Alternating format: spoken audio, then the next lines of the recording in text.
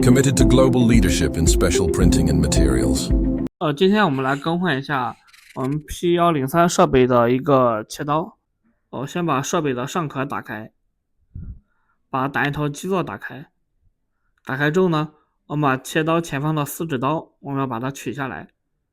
我们双手先往外扳，然后再向上提，这样的话就能把4指刀整个取出。然后我们看一下，我们把新的切刀后面有根连接线，我们先插到对应的右侧有个排线孔上面。我们要注意一下，一定要插到上方这个连接孔。插好之后呢，确认一下有没有松动，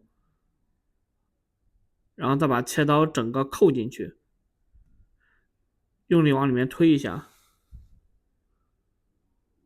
这样就算安装完成。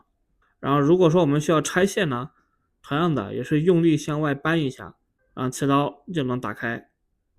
打开之后呢，我们再把右侧排线拔掉。拔掉之后，我们再把这个4指刀从上往下直接往下按，扣进去就可以了。然后再把打印头基座扣好，外壳扣好，这样的话就算切刀拆卸完成。